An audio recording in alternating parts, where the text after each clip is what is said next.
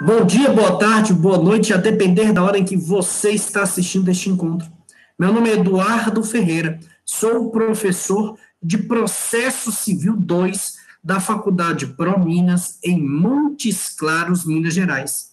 Estamos aqui hoje, no dia 21 de setembro de 2020, às 19 horas e 13 minutos, iniciando a gravação do meu encontro com meus queridos amigos e alunos do 5º período noturno do curso de Direito da ProMinas. Hoje, ainda estamos nos encontrando nessa modalidade remota por conta da pandemia do coronavírus, que tem nos impedido de encontrarmos pessoalmente, mas que não nos impedirá de dar prosseguimento na caminhada do nosso conteúdo. Hoje, como já antecipadamente comunicado a todos aqui presentes, o encontro está sendo inteiramente gravado e posteriormente eu estarei disponibilizando para vocês, meus alunos da ProMinas, lá no Pincel Atômico. E para todos os meus alunos, inclusive também o da ProMinas, no meu canal do YouTube, o Eduardo Ferreira, onde vai estar disponibilizado para vocês lá todo este nosso encontro. Em relação ao encontro de hoje, em especial aqui falando agora para os alunos da ProMinas, desde hoje de manhã já mandei para vocês no WhatsApp um material de apoio, um material complementar deste encontro número 11, que são esses 2 primeiros horários da nossa aula de hoje. Depois que ainda não teve oportunidade de dar uma lida, para um pouquinho, ler para ir aprofundando o conteúdo, é muito importante. Em relação ainda ao encontro número 11, o de agora, o que nós vamos abordar? Vamos tratar de 2 questões que envolvem o réu. Uma, que será a reconvenção, e a outra, que será a revelia. Tá bom? Maravilha. Mas vocês já estão acostumados aqui que nossa aula é quase igual uma novela. No meio da aula, a gente conta cenas dos próximos capítulos, e no início da aula, a gente faz aquela recapitulação dos últimos episódios.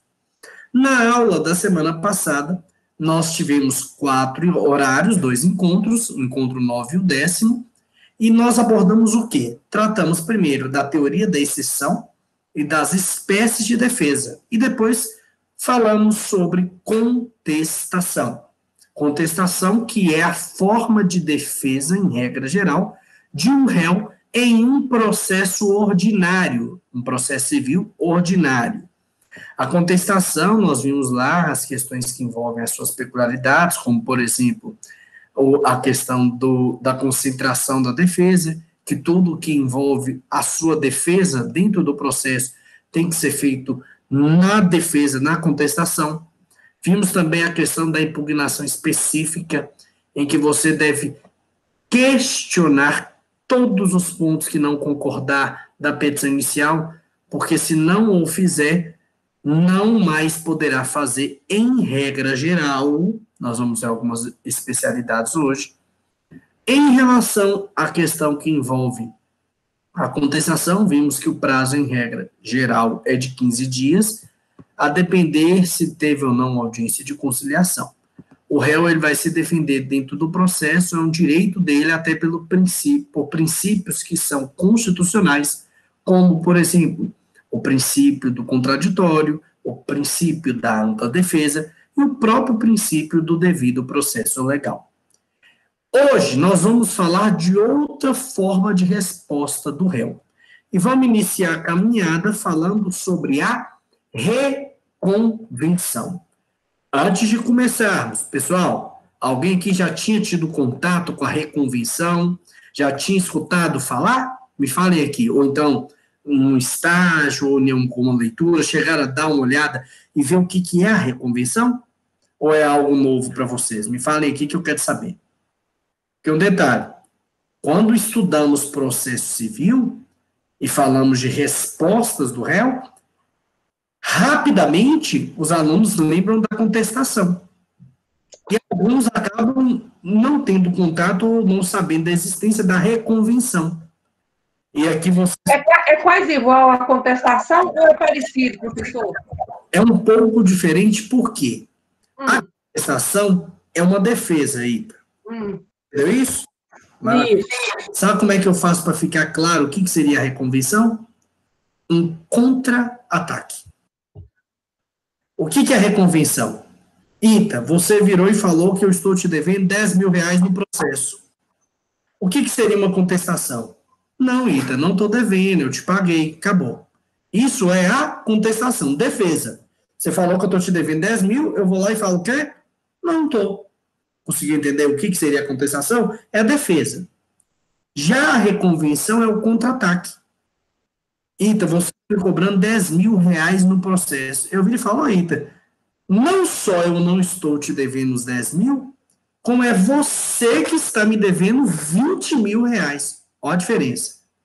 Na reconvenção, você faz um contra-ataque.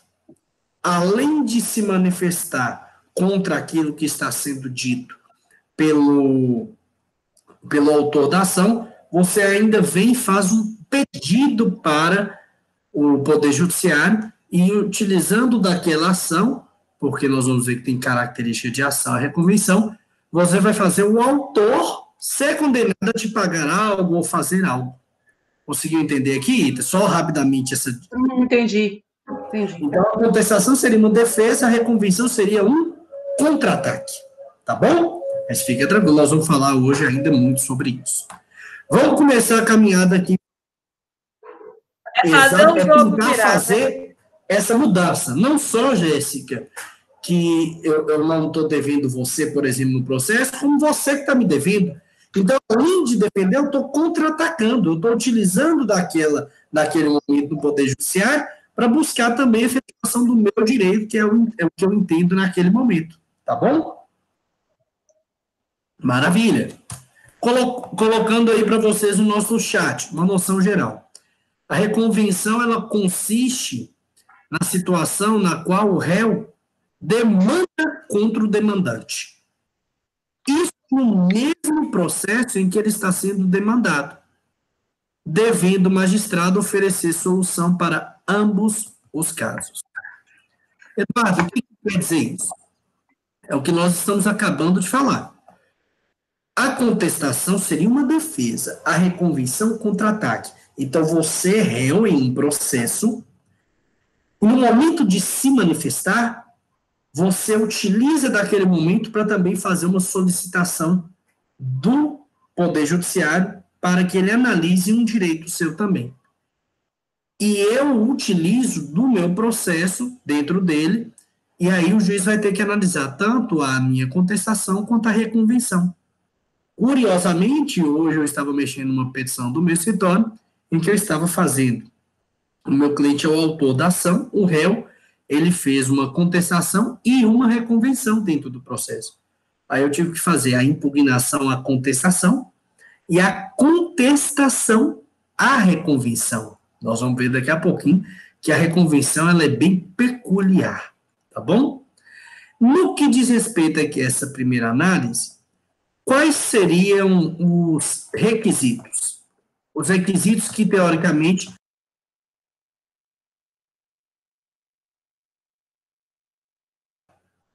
pessoal, deu uma cortada aqui, estão escutando agora a minha voz? Ah, voltou também a imagem. Maravilha, porque na minha tela eu tinha saído a imagem, não sei se saiu para vocês também.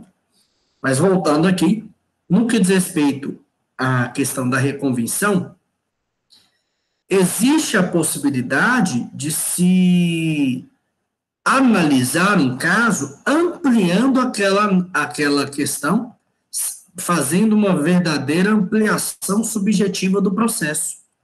É tanto que a doutrina fala sobre isso para a gente. Até coloquei para vocês não irem se perdendo. A reconvenção e a ampliação subjetiva do processo. O que é isso? Existe uma análise na reconvenção de algo que vem aumentar, por assim dizer, a análise que o Poder Judiciário terá que fazer. Uma vez que, quando se tem uma ação somente, o Judiciário só vai analisar aquela situação ali levada ao Poder Judiciário. Quando você tem uma reconvenção dentro de um processo, você tem que seguir todas as obrigações legais determinadas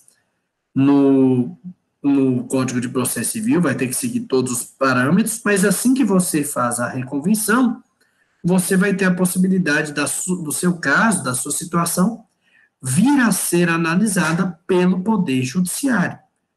E é algo interessantíssimo. Por quê? Porque a depender da forma que você utiliza a reconvenção, você vai poder, inclusive, verdadeiramente inverter o jogo. Fazer com que um processo que foi iniciado contra você, no final você não só não venha a ser condenado, como também consiga uma condenação daquele autor, daquele processo, daquele requerente. Tá bom? Maravilha. Estamos no começo ainda tratando sobre reconvenção. Quer saber, estamos juntos, pessoal? Quem está ao vivo, me dá um joinha, ou liga o microfone e me fala, só para saber se a gente está nessa caminhada juntos. Se tiver... Maravilha, então. Pessoal, em relação aqui, a Ita falou, a Jana também falou aqui, maravilha. Onde você vai encontrar a reconvenção lá no Código de Processo Civil? Você acha a reconvenção lá no artigo 343 do nosso CPC. E o que eu já fiz? Eu aproveitei e já coloquei o caput do artigo 343 aí na telinha para vocês. E o que fala no 343 caput? Na contestação, é lícito ao réu propor reconvenção para manifestar pretensão própria, conexa com a ação principal ou com o fundamento da defesa. Pessoal, isso é muito interessante, porque no próprio artigo 343 fala que eu vou propor a reconvenção. E por que eu estou falando isso com vocês? A doutrina tem tido entendimento de que a reconvenção teria característica de uma ação. A reconvenção, então, ela teria uma característica de ser uma ação. É tanto que no antigo Código de Processo Civil de 73, a reconvenção era distribuída à parte. Hoje, com o CPC de 2015, se possibilitou que dentro da petição de defesa venha a se fazer uma reconvenção. Mas antes, por exemplo, você tinha que fazer petições separadas. Se quer fazer uma contestação em reconvenção, lá no CPC de 73, que vigorou até 2015, 2016, com a vacácios legis, você tinha a obrigação de fazer em peças separadas. Hoje, dentro da própria petição de resposta que você já faz lá ao processo, você pode fazer, junto à contestação, já um pedido de reconvenção. Tá bom? É o que está no artigo 343 caput. Só que, além do caput, existem 6 parágrafos. Vamos falar do primeiro aqui. O parágrafo primeiro fala assim: proposta a reconvenção, o autor será intimado na pessoa do seu advogado para apresentar resposta no prazo de 15 dias. Uma diferença. Como a reconvenção ela é feita hoje dentro do processo, mas ela tem característica de ação. Precisa fazer uma citação do autor, de quem aqui vai figurar no polo passivo da reconvenção? A resposta é não. Por quê?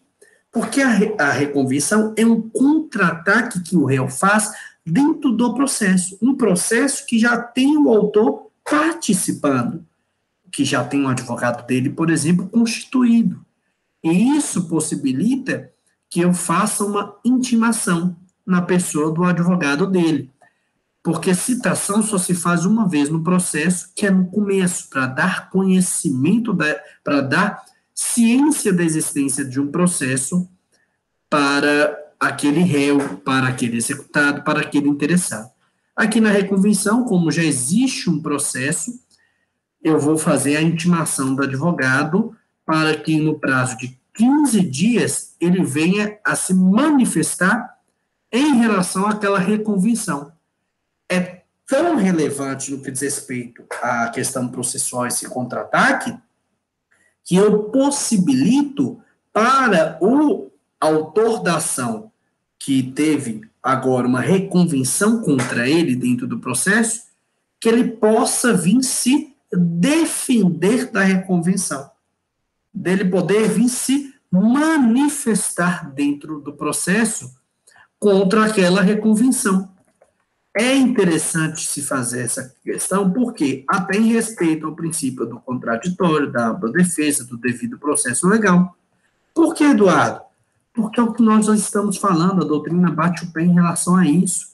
No que diz respeito à questão que envolve a atuação das partes no processo, se existe uma reconvenção, a própria doutrina tem fortalecido o entendimento que ela tem um caráter de ação, então eu tenho que possibilitar a outra parte se manifestar, se defender nessa caminhada do processo, tá bom? Perdão. Maravilha. Parágrafo 2º do 343. O que fala pra gente lá no parágrafo 2º? A desistência da ação ou a ocorrência de causa extintiva que impeça o exame do seu mérito não obsta o prosseguimento do processo quanto à reconvenção. Como assim, Eduardo? Vocês entendem que a reconvenção é um contra-ataque que o réu faz dentro de um processo que foi inicialmente ajuizado contra ele? E se o processo que foi ajuizado contra ele, por exemplo, o autor quiser desistir dele, ou se tiver alguma causa extintiva, que aquele processo principal não mais vai caminhar, vai encerrar ali. Então, a reconvenção que eu fiz, ela também vai parar? A resposta é não. Parágrafo 2º do artigo 343 deixa claro para a gente que mesmo se o autor da ação desistir da ação principal, inicial, ou se tiver alguma causa extintiva que impeça que analise o mérito daquela ação, isso não vai impedir que a reconvenção continue, porque é o que eu falei com vocês. A doutrina tem caracterizado a reconvenção com uma natureza jurídica de ação. Então, se é uma ação, o Poder Judiciário vai ter que analisar da mesma forma. Então, mesmo se o autor do processo inicial desistir da ação, ou se não for analisado o mérito por uma causa extintiva, a reconvenção poderá prosseguir e o juiz terá que analisar detalhadamente aquela situação. Em relação à reconvenção, parágrafo 3º do artigo 343 também coloca algo interessante e fala assim: a reconvenção pode ser proposta contra o autor e terceiro. Pessoal, como assim? No que diz respeito a essa questão do terceiro, seria o que eu coloquei antes, a ampliação subjetiva do processo. Quem são as partes dentro de um processo, pessoal? O autor, de um lado, do outro lado, o réu. Concordam comigo? Autor e réu. Tem o juiz, claro, mas as partes são, em regra, de um conflito, de um processo que existe lide, que existe conflito, autor e réu. Existem os terceiros, pessoas que são de fora do processo, qualquer um que não seja autor ou réu. Em regra, os terceiros não participam do processo, salvo se estiver fazendo uma intervenção de terceiro. Mas sabe o que acontece, pessoal? É a possibilidade de dentro do processo que existe já o autor e um réu, na reconvenção, o réu colocar terceiros. Ô, Eduardo, como é que seria isso? Vamos lá, então. Vamos imaginar que a Jéssica ajuizou uma ação contra a Jana.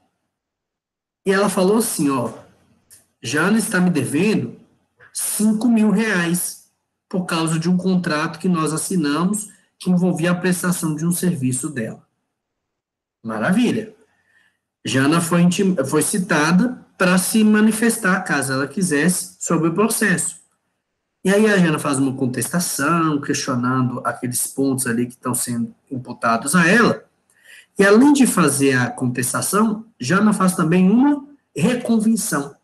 E ela fala que, na verdade, esse contrato foi assinado pela Jéssica e a Ita, onde ela era obrigada a prestar um serviço, mas ela tinha que receber 50 mil reais das duas, juntas, 25 de cada. E que ela prestou o serviço e no final não foi pago. Olha que interessante. Já não poderia fazer isso? Incluir Ita, que não tinha nada a ver, teoricamente, inicialmente, com o processo? O parágrafo 3º, ele possibilita que a reconvenção ela venha a ser proposta não só contra o autor, mas também contra terceiro. Porque como a doutrina entende que tem um caráter de ação, eu posso incluir pessoas que estão de fora, até aquele momento, estão de fora do processo inicial. A reconvenção tem essa peculiaridade. Ainda no 343, mas aí no parágrafo 4º, se fala que a reconvenção pode ser proposta pelo réu em litisconsorte com terceiro. Da mesma forma que no parágrafo 3º possibilitou que na reconvenção a Jana, além de colocar a Jéssica, que era a autora da ação, viesse e colocasse a Ita também, como réis aqui na reconvenção, eu tenho a possibilidade da Jana virar e colocar outra pessoa junto com ela na reconvenção. Exemplo, a Jéssica não cobrou 5 mil, e fala, olha, pessoal, juiz, não só não devo 5 mil, mas o contrato foi assinado entre a Jéssica, comigo e com a Ita. Ita estava comigo, prestou o serviço também, ela está devendo eu e Ita, e nós dois vamos cobrar ela aqui também dentro dessa reconvenção. É possível se fazer. Então, no parágrafo 3º, se possibilita que seja proposta não só contra o autor, mas também contra o terceiro, a reconvenção, e no parágrafo 4º possibilita que a reconvenção venha a ser proposta não só pelo réu, mas também por um terceiro que estará ali o acompanhando, tá bom? No que diz respeito aqui à caminhada que envolve a reconvenção, lá no CPC, o parágrafo 5º, que também já está aí na telinha para vocês, fala assim: se o autor for substituto processual, o reconvente deverá afirmar ser titular de um direito em face do substituído, e a reconvenção deverá ser proposta em face do autor, também na qualidade de substituto processual. Como assim, Eduardo? Primeiro detalhe. No que diz respeito à reconvenção, processualmente, eu tenho dois nomes que eu tenho que utilizar. Quem são as partes? Vou colocar aqui o nome processual que se dá às partes dentro da reconvenção. Primeiro, nós vamos chamar de reconvinte. Quem é o reconvinte? É o réu que elabora a reconvenção contra o autor. Quem é o reconvinte? Aquele que era o réu do processo principal. O reconvinte é o réu do processo principal e que ele vai e faz a reconvenção contra o autor. Maravilha. Esse é o reconvinte. Já a outra parte da reconvenção ganha o nome de reconvindo. E quem é o reconvindo? É o autor do processo inicial contra o qual a reconvenção é dirigida. Então, o autor da ação e o réu da ação, na reconvenção, eles têm um nome diferente. O autor da ação principal na reconvenção será o reconvindo, aquele contra o qual está se questionando uma situação dentro da reconvenção. Já o réu do processo principal, aquele que na reconvenção é ele que faz, porque está se manifestando e faz esse contra-ataque, na reconvenção ele recebe o nome de reconvinte, a nomenclatura processual para as partes dentro da reconvenção é essa, tá bom? Em relação aqui ao parágrafo 5º, só falou que se houver uma substituição processual, a reconvenção pode continuar, mas se você comprovar que existe um direito ali contra aquela pessoa que está substituindo o antigo autor da ação, tá bom? É, meu lindo, se não assistir suas explicações, a pessoa fica voando, né? Enlouquece. Porque esses textinhos que você manda para nós aqui é muito pequeno.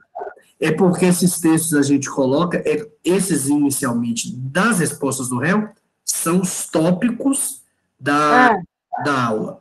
Realmente é um pouco mais aprofundado, Ita, no que diz respeito a... Misericórdia, viu, professor? Eu não sei onde, o senhor não coloca nem os artigos, porque se o senhor colocasse os artigos, a gente aprofundava e ia lendo os artigos, nem isso o senhor faz. Jeová, tenha dó de nós, professor. Tá horrível, né? O seu resumo tá horrível, eu tô com ele aqui, tá me matando. Mas aí ia ser muita informação. Não, mas dá para ele colocar só os artigos para a gente ir seguindo. É porque é só um... parar para a gente. Mas, por exemplo, a reconvenção, Ita, é só um artigo. Só tem... Pois é, mas aí tem uns incisos que você vem explicando. Eu sei, tem uns incisos. Aí, tipo assim, essa reconvinte é o réu. Você explicou, é o réu. Reconvendo é o autor. Eu estou seguindo aqui pelo chat seu que você está colocando aqui, aí eu estou fazendo minhas anotações, ó. No papel, amigo. Mas se eu não fazer essas anotaçõezinhas brinquedo aqui, ó, eu já vá. Mas um detalhe também, uma coisa que é muito importante. No CPC, eles não tiveram a mesma preocupação que tinha, por exemplo, com a contestação. A reconvenção só está no 343. Desse resumo que eu coloquei para você, é uma topificação que o doutrinador Fred Didier coloca para a gente. Só que, por exemplo, se você pega essa minha matéria de hoje e vai, por exemplo, para a doutrina do Fred Didier, você vai achar ela em 30 páginas. Eu sei disso. É um artigo que você vai lá e lê 30. É uma 30 páginas, né? Aí a pessoa vai... Mas um detalhe. São esses detalhes aqui, essas observações, igual você está falando aqui, está anotando tudo, que vão fazendo a gente compreender. Por quê? Eu, por exemplo, quando era estudante, eu tinha uma dificuldade grande, eu falo a verdade. Eu lia o artigo, por exemplo, da lei, eu não conseguia entender num primeiro momento. Por quê? Tem algumas coisas que o CPC, por exemplo, demora muito, faz muitos artigos para comentar, e outras, igual a reconvenção, que é tão importante, um artigo só. Professor, eu tinha medo do código. Eu tive que comprar aqueles códigos pequenininhos, assim, para ver se eu acostumava a pegar. Aí, quando foi no quarto, eu comecei a pegar o código. O VADMEC, só o peso do VADMEC é quase uma academia, né, Ita? No braço, né? Tá bom, eu tô te acompanhando. E aí, no que diz respeito à reconvenção, aqui só vou colocar o 343, só para a gente não se perder onde a gente está. O parágrafo 6º vem e joga na nossa cara. O réu pode propor reconvenção independentemente de oferecer contestação. Ô, Eduardo, o que quer dizer isso? Para que eu proponha a reconvenção, eu não sou obrigado, como réu, a também fazer a contestação. Sabia disso? Olha que interessante. Tem pessoas que não fazem a contestação e só fazem a reconvenção. Só faz o contra-ataque. Eu, como advogado, não recomendo fazer isso. Por quê? É muito arriscado. Sabe por qual motivo? Quem faz isso é porque acredita tanto na sua tese da reconvenção que ele acha que o juiz, em hipótese alguma, vai cogitar não aplicar a tese. Mas a segurança maior, professor, é fazer a contestação e logo após entrar na reconvenção. A segurança maior é fazer contestação e reconvenção. Isso. Eu sempre falo, e aí como vocês, operadores do direito aqui pouco tempo no dia a dia, eu sempre falo, por mais que sua tese, Ita, por exemplo, você pegou uma tese, é a tese que você fala assim, não é possível que o juiz não vai entender igual a minha tese da reconvenção. Mesmo assim, faça também a contestação. Por quê? Porque se o juiz, eventualmente, não acolher a sua reconvenção e você não tiver feito a contestação, no processo lá você vai ser réu. Então, para você ter uma segurança maior, qual que é o ideal? Por melhor que seja sua tese da reconvenção, faça a contestação. E aí, caso queira, também faça a reconvenção. Mas o artigo 343 do CPC falou para a gente o que, pessoal? Que no que diz respeito à reconvenção, eu não sou obrigado a fazer junto à contestação, tá bom? Ah, um detalhe, que aí você falou dos artigos. Os outros encontros, que são uma quantidade maior de artigos, eu disponibilizo para vocês como material, a grande parte das questões são os artigos. Esses dois eu não passei os artigos em si, porque são só 3. É o 343, e nós vamos falar de revelia, 344 e 345, mas os próximos vocês vão ter mais contato com a lei, tá bom? Pessoal, no que diz respeito à reconvenção, primeiro, só para a gente conseguir entender, quais seriam os requisitos que eu tenho que seguir para fazer a minha reconvenção? Aí no material de apoio, vocês vão ver alguns requisitos. Primeiro, está lá no 5.3, viu, pessoal, no material de apoio. Primeira situação, haja uma causa pendente. Você só faz reconvenção se for ajuizada uma ação contra você. Ah, mas eu quero questionar um direito meu, não tem ação. Ué, você sabe o que você tem que fazer, gente? Distribuir sua ação. Ué, se não tem processo, você quer buscar a garantia de um direito, ainda não existe processo, você vai fazer uma ação normalmente. Você só faz reconvenção quando já existe um processo. Entende? Se não existe um processo, óbvio que você vai poder distribuir a ação. Reconvenção tem como requisito existir uma causa pendente. Outro requisito, observância do prazo de resposta. Quando você é citado, a reconvenção ela tem que ser feita, se você quiser fazer, no mesmo prazo que você tem para se manifestar contra a petição inicial que foi feita. Então, o mesmo prazo que você tem para contestar, dentro desse mesmo prazo, você vai ter que fazer, caso queira, a sua reconvenção. Tá bom? Então, outro requisito, observância do prazo de resposta. Vai ter que fazer a reconvenção dentro do mesmo prazo para que se analise o seu caso ali. Tá bom? No que diz respeito à competência, em regra, competência vai ser do mesmo juiz, né, pessoal? O juiz da ação, em regra geral, é o mesmo juiz para fazer a análise da reconvenção, tá bom?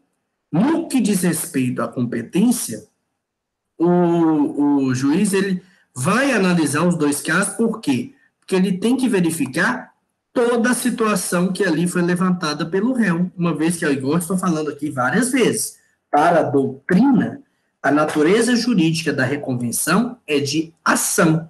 É uma ação que é feita dentro de outra. Mas aí, em contra-ataque, é o contra-ataque que o réu fez. Detalhe. Outro requisito. Compatibilidade entre os procedimentos. O que quer dizer isso? Que deverá haver compatibilidade nos procedimentos, como é determinado, inclusive, lá no 327, quando nós falamos de pedido, acumulação de pedidos. Por exemplo, se tiver uma ação de caminhada de tramitação especial, eu tenho ali uma situação em que eu tenho que fazer uma reconvenção só se for nos parâmetros do procedimento especial. Se tiver procedimento que seja incompatível, a reconvenção não será permitida. Também tem como requisito existir uma conexão. Uma conexão é obrigatória, por quê? Porque eu tenho que comprovar uma lógica, as mesmas partes, podendo-se ter terceiros também acrescentados no polo ativo ou no polo passivo, como reconvinte ou como reconvindo, mas tem que tratar do assunto que é da petição inicial ou ter algum nexo com a questão que envolve a questão que envolve a situação de da defesa que você fez algum ponto que tem alguma conexão e que te possibilita fazer a reconvenção. É tanto que também, como requisito, é ter interesse processual. Você não vai fazer a reconvenção só por fazer. A reconvenção, ela deve ser seguida se houver interesse processual. Não se admite a reconvenção como uma simples forma de contestação. Se você quer só contestar, você já tem um instrumento, já tem um mecanismo para fazer isso. Você tem a possibilidade de utilizar a contestação, que é a defesa. A reconvenção, ela é diferente, ela tem peculiaridades. Então, você tem que provar esse interesse processual. Sabe outro requisito também? Cabimento. Você tem que ver se é possível fazer aquela reconvenção. E aí, nesse momento, eu quero falar com vocês de uma lei. A Lei 9.099, de 1995. Alguém aqui já ouviu falar sobre essa lei? Sim ou não? Sabe que lei é essa? A Lei dos Juizados Especiais, Cíveis e Criminais. Eu já antecipo para vocês.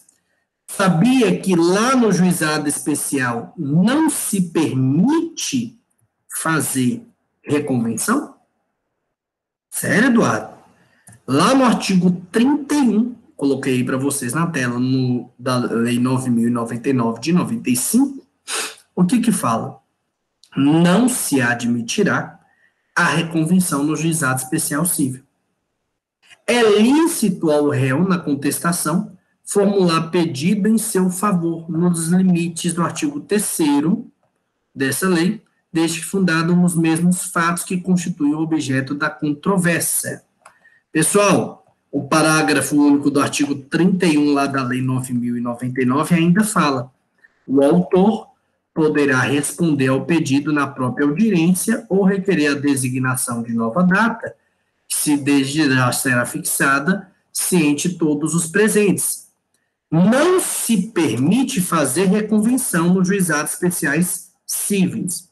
O que se permite fazer lá é pedidos contrapostos. Então, anota isso que é importante. Juizado especial é uma lei especial, está fora do CPC, é importante ressaltar.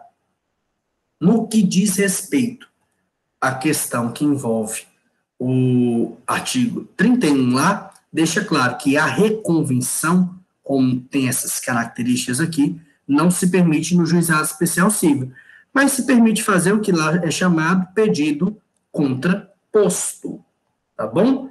Os pedidos contrapostos são muito próximos, mas é uma forma mais simples de se fazer. O juizado especial, ele tenta desburocratizar. Entendam, na época, a reconvenção, ela era feita em petição à parte, não podia fazer dentro. Professor, Não, só porque eu me perdi aqui. Você falou que no juizado especial não permite a reconvenção. Sim. E se permite o que você tinha falado? Pedidos contrapostos. Ah, tá. Ok. O que é, só para entender, Jéssica, uma coisa muito importante. Quando a Lei 9.099 foi criada, em 95, nós não tínhamos o CPC de 2015. Vigorava o CPC de 1973. E lá, você não podia, na mesma petição, fazer uma contestação e uma reconvenção. Você tinha que fazer uma petição de contestação e uma petição de reconvenção. Então, era mais burocratizado. Tá bom? E o juizado especial, ele veio para desburocratizar, pelo menos na teoria. E lá não se permitia a reconvenção, mas dava para fazer pedido contraposto, que era assim, na mesma petição de defesa, o réu no juizado especial civil podia se manifestar fazendo pedidos também, dentro da própria petição. Algo que não era comum e não era aceito no processo ordinário, uma vez que até 2015 vigorou o CPC de 73 e as petições tinham que ser diferentes. Depois do CPC de 2015 passar a vigorar, que se permitiu, dentro da contestação, fazer reconvenção, o que não era permitido antes. E aí fica muito parecido hoje na prática, se você for verificar, a reconvenção dentro de uma ação e o pedido contraposto lá no juizado especial. Uma diferença grande, sabe qual que é? Em regra geral, a reconvenção, para você propor, você tem que pagar despesas processuais.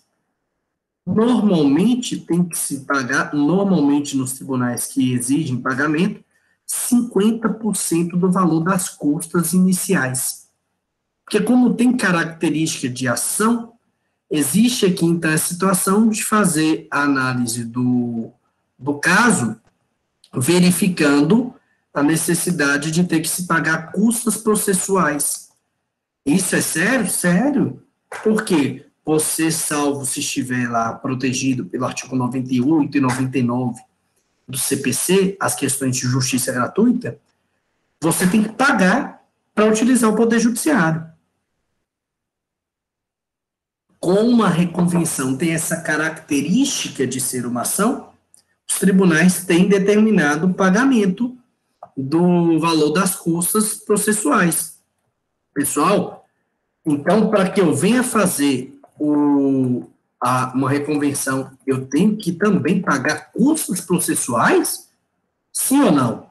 Em regra, tem se falado a questão das custas para o pagamento para que se consiga que a sua reconvenção venha a ser analisada, tá bom?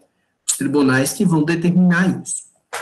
No que diz respeito à reconvenção, ela vai ser analisada pelo juiz e, posteriormente, quando ele vier a decidir tudo, ele vai fazer uma análise não só da ação inicial, que foi proposta pelo autor, mas também da reconvenção. Um cuidado que temos que ter, sabe por que tem que ter muito cuidado ao fazer uma reconvenção? Porque ela vai ter condenação em honorários advocatícios sucumbenciais. Pessoal, no que diz respeito a isso, é algo que tem que se alertar para evitar os aventureiros. Porque tem muita gente que gosta de fazer o quê? Aventuras judiciais, o que é, inclusive, proibido no Código de Ética da Ordem dos Advogados do Brasil. O advogado não deve incentivar aventuras judiciais. O advogado não deve incentivar aquele famoso, se colar, colou. Não deve ser feito isso. Por quê? Porque no que diz respeito à situação de uma reconvenção, se você faz e perde, seu cliente também é condenado em honorários sucumbenciais da reconvenção. Então vai ter que pagar ainda 2 vezes lá na ação principal, inicial, e na reconvenção. Tem condenação em honorários sucumbenciais. Tá bom? Quero saber sobre reconvenção. Conseguimos entender? Ficou alguma dúvida? Me falem aqui que aí eu paro e repito. Jéssica falou que é ok. Maravilha, então. Tendo dúvida, vocês vão me falando. Falamos de reconvenção, mas agora nós vamos falar de outra situação que envolve o réu. A revelia. Já escutaram falar de revelia, pessoal? Sim ou não? Revelia, em alguns momentos, a gente escuta falar. Só que o que seria a revelia? A revelia, ela consiste, coloquei na telinha para vocês, também está no material de apoio. A revelia consiste em um ato-fato em que o réu deixa de apresentar resposta ou de comparecer ao processo, e assim sendo, a revelia, ela não é a presunção de veracidade dos fatos afirmados. Esse é só um dos seus efeitos. A revelia em si é o ato de não resposta, de não comparecimento do réu ao processo. Ele pode até comparecer, mas não apresenta nenhum tipo de resposta, tá bom? Lá no 344 do CPC, que está aí na telinha para vocês, fala o que para a gente?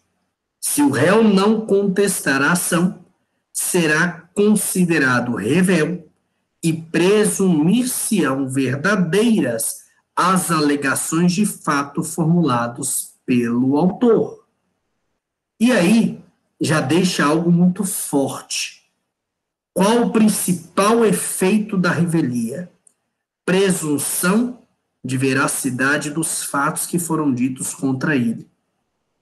meus amigos e minhas amigas. E aí? Isso é sério? Demais. Se, por exemplo, vamos imaginar, a Camila ajuizou ação contra a minha pessoa me cobrando 10 mil reais. Eu fui citado. Não compareci ao processo, se compareci, não fiz minha defesa. Depois eu posso vir falar que eu não devia? Não. Teve o prazo para se defender, teve o prazo para dar uma resposta e não respondeu, o problema é seu. Por quê, pessoal? Porque no que diz respeito à revelia, o primeiro efeito é a presunção de veracidade das alegações que foram feitas contra você. Maravilha. Primeira observação. Sempre os fatos vão ser presumidos verdadeiros quando eu tenho um réu revel? A resposta é não. Porque existe exceção. Existem exceções que estão lá no 345 do CPC, que está aí no chat. A revelia não produz o efeito mencionado no 344. Que efeito é esse? O de presumir verdadeiras alegações de fato formuladas pelo autor. Isso não vai acontecer em 4 situações. Primeira delas, está aí no chat. Havendo pluralidade de réus, algum deles contestar a ação. Se tiver mais de um réu, vamos imaginar, no processo os réus são Ita, Jéssica, Jana e Camila. A Jéssica, a Camila e a Ita não contestaram, não responderam, mas a Jana fez uma defesa, fez uma contestação.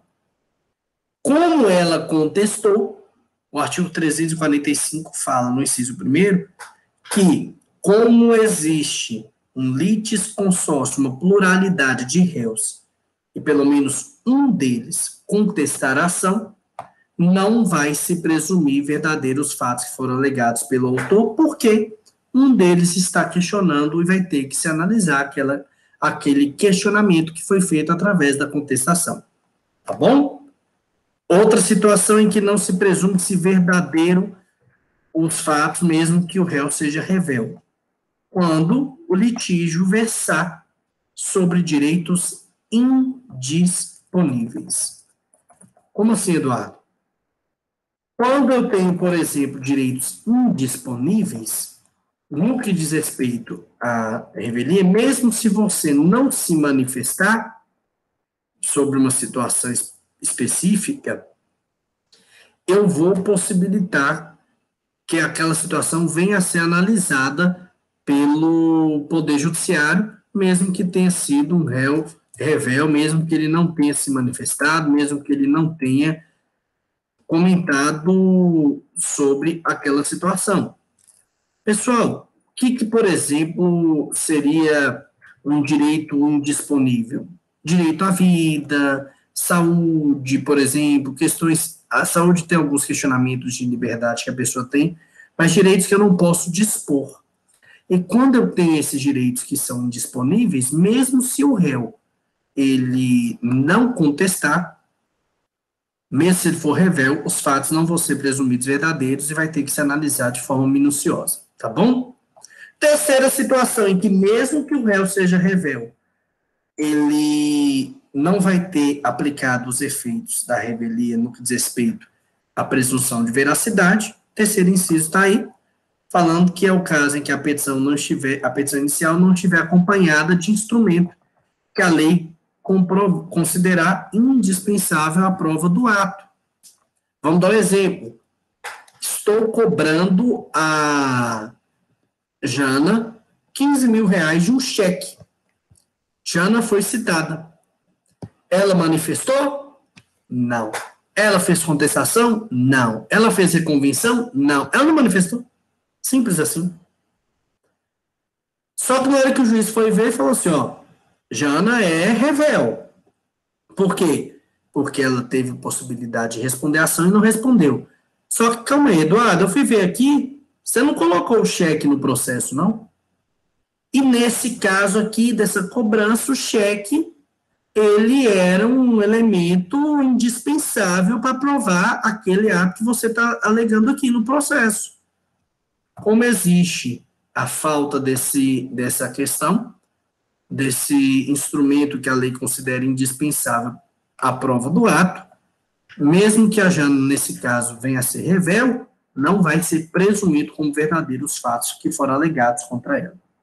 E a quarta situação, que também não se aplica o efeito da presunção de veracidade contra o réu revel, a situação que envolve as alegações de fato que são formulados pelo autor e que forem inverossímeis ou estiverem em contradição com a prova constante dos autos.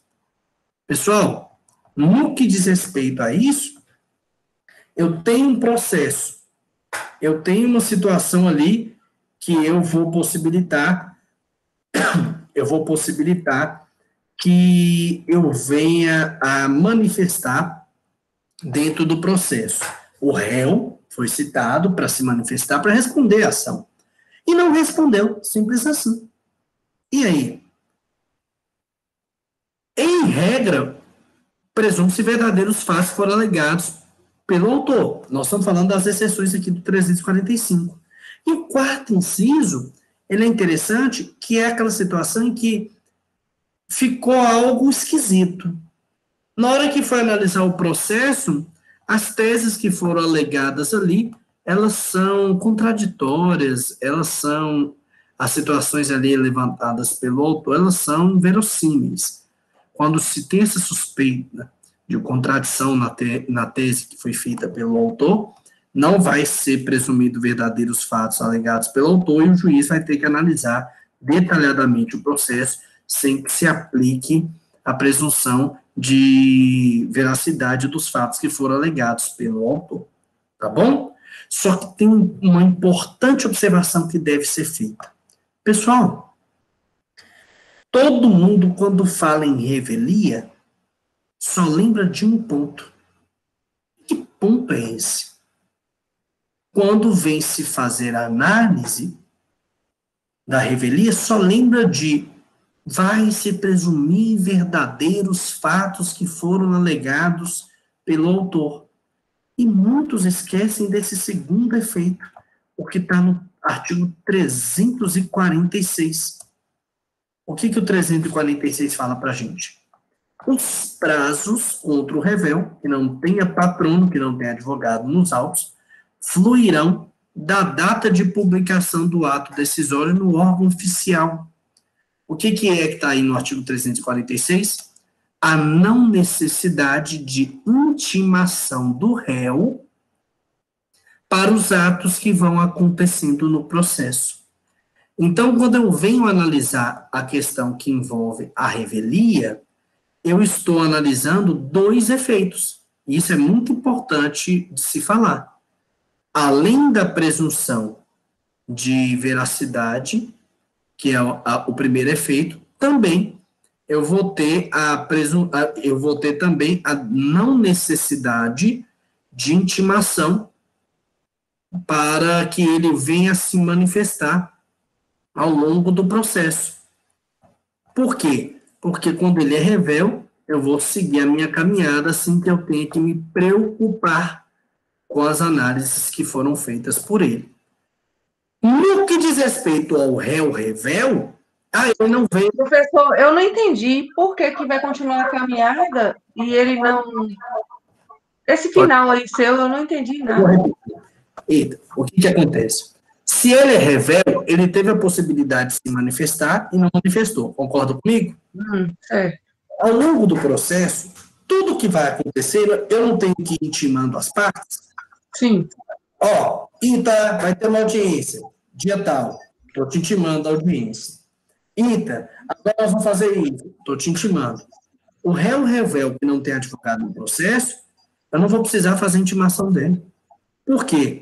Se ele quiser vir no processo, ele vai ter que se habilitar. Enquanto ele não fizer isso, o processo vai seguir sem eu ter que me preocupar em intimar ele. Eduardo, mas por quê? Porque ele foi citado e não quis participar do processo, ou está participando, mas não quis responder o processo vai seguir sem que eu tenha que ficar me preocupando em intimá-lo sobre tudo. Entende? Tá. Um defeito da revelia. Além de, em regra, ser presumido verdadeiros fatos que foram alegados contra o réu, não vai ter a necessidade de ficar intimando ele de todos os atos que estão acontecendo. Não, porque se ele tivesse interessado, ele estava aparecendo. Imagina, vamos pensar numa coisa simples, Rita. Você é ré no processo, tá bom? Aí você foi citada, recebeu a citação certinho. Vamos imaginar por oficial de justiça, para não ter dúvida. Juntou, provando que o oficial de justiça te citou, Rita. Até aí tudo bem, não tá? Você está sabendo do processo? Está sabendo. Concorda comigo? Uhum. Tá, não vem no processo. E vamos imaginar que, ao invés fazem, você não constitui advogado no processo. Você não tem advogado no processo. Teoricamente, Rita, se eu tivesse que te intimar de todos os atos, você sabia que eu teria que te mandar uma carta toda vez? E aí, o que você iria fazer na primeira oportunidade? Iria mudar de endereço. Concorda comigo? Por quê? Tentando dificultar que o processo continue. Aí, se você já foi citado, se você é réu, já teve a possibilidade de se manifestar, é revel, nem advogado você colocou no processo, vamos seguir. Ô, professor, e no caso, assim, esqueci o nome agora. Pode me falar. No caso, por exemplo, do... Cita um réu, aí ele não aparece de maneira nenhuma, não acha ele no endereço. se não achar, ele não é citado. Quando não acha ele vai ser revel do mesmo jeito? Não. Quando não acha ele para citação pessoal, é igual lá, quando a gente tratou sobre citação. Existe a citação por edital. Lembra dela? Quando a citação por edital é feita e aquele réu que foi citado por edital ou por hora certa, ele não se manifesta, o juiz nomeia um curador especial, um advogado, para fazer uma defesa genérica, só para constar. A gente viu isso quando a gente está falando de citação. E quando nós falamos de citação, a gente falou o quê? Se o réu citado por hora certa ou por edital não se defender, o que vai acontecer? Não é que ele é revel, não. Vai parar, vai nomear um curador especial para constar. Por quê? A citação por edital, a citação por hora certa, são citações fictas. O que quer dizer isso? Eu presumo que o réu foi citado.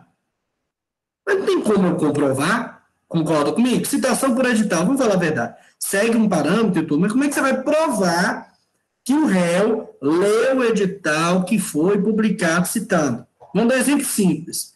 Ita, Jéssica, Jana, Camila, que estão aqui. Vocês já pararam para ler, por exemplo, os editais que são publicados no jornal? Muitos não.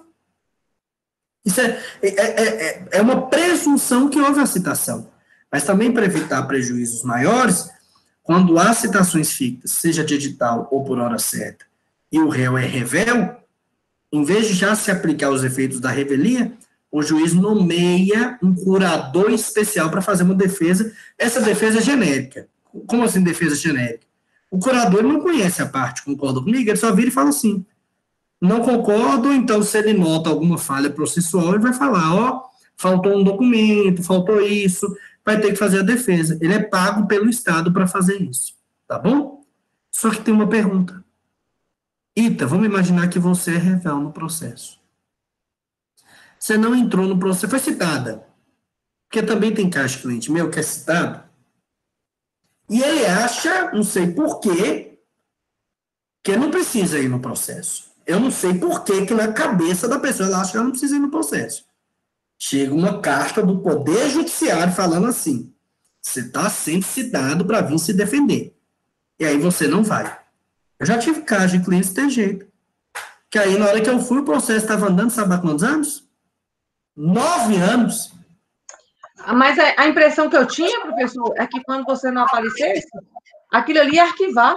Não, vai seguir. Lógico que vai ter que seguir todo um procedimento. Mas porque senão, Ita, geraria uma insegurança jurídica muito grande. Era só você esconder, teoricamente, concorda comigo? Era só. Aí qual que seria a sensação, Ita? Poder judiciário. Então, se Ita está me devendo, eu vou lá, vou agredir ela, vou pegar a força. Porque se eu deixar ela mudar de casa, por exemplo, eu vou ter um processo, mas não vou ter satisfação. Aí, qual que é a vantagem de ser revel, de ter uma revelia aplicada? Ô, Ita, vamos falar uma coisa, você pode fazer o tempo inteiro. Só que você tem CPF, não tem? Eu bloqueei seus carros, eu bloqueei dinheiro da sua conta, onde você tiver. Eu já tive réu, por exemplo, que foi revel, que nós conseguimos bloquear caminhão. Ele morava em São Paulo, nunca tinha contado pra gente. Perdeu o caminhão. Ah, Eduardo, mas é injusto. Não, ele estava devendo, tinha que pagar. Simplesmente sumiu no mundo, o processo tem que seguir. Porque senão, 99% dos processos ia parar. Tá bom? Só que vamos imaginar, Ita, que você é revel. Igual já aconteceu comigo. 9 anos depois, a cliente pediu para eu fazer a defesa. Ela não tinha constituído advogado. Ela pode entrar no processo? Sim ou não? Vamos imaginar que a Ita foi citada, teve o prazo para responder. Ela respondeu a petição inicial? Não. Ficou calada. Nem advogado ela constituiu. Vamos pensar assim? Ita poderia participar do processo, gente?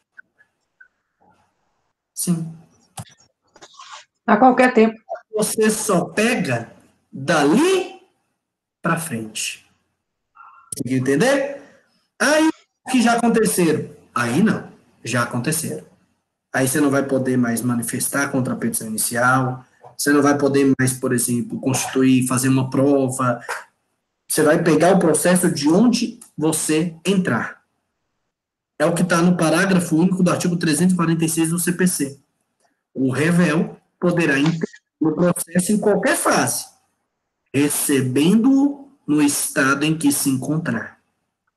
Então, vamos imaginar a Ita. Ela entrou no processo agora. Pode entrar? Oi, Ita, pode sim. Ita pode querer manifestar contra a petição inicial? Não, aí não. Porque já passou seu momento.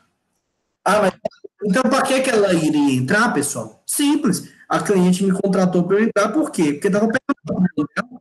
Aí eu posso entrar, não para questionar que ela não deve, mas para questionar o quê? Ó, pegou a mais. E no caso, a minha cliente era casada, o esposo dela, a gente estava querendo resguardar os 50% do patrimônio, pelo menos, a minha ação. E nós conseguimos. Foi efetivo porque ela já tinha perdido, ela não tinha possibilidade de se defender. Tá bom? Outro detalhe também, pessoal. Você pode ter encontrado alguns pontos importantes. Matérias que, por exemplo, podem ser analisadas, nós vimos isso na última aula. Vocês não lembram quando a gente falou de contestação? Lá no artigo 342 fala de situações que eu posso comentar mesmo depois do prazo de contestação. Por exemplo, situações que o juiz pode reconhecer de ofício.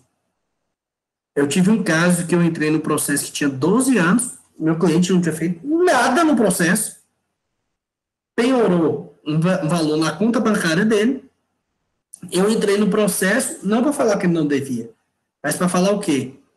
Era um processo da Fazenda contra o meu cliente, e tratava-se de uma alegação que eu estava fazendo de que, pessoal? Prescrição intercorrente. Que dentro do processo tinha tido uma prescrição. E era contra a Fazenda e não sei o quê. Foi analisada. Porque é uma matéria que o juiz pode analisar a qualquer momento. Entende? Então, são pontos que nós temos que ter muito cuidado, muita atenção. Tá bom? A revelia ela tem todas essas peculiaridades e ela vem de uma não atuação, de uma não resposta do réu.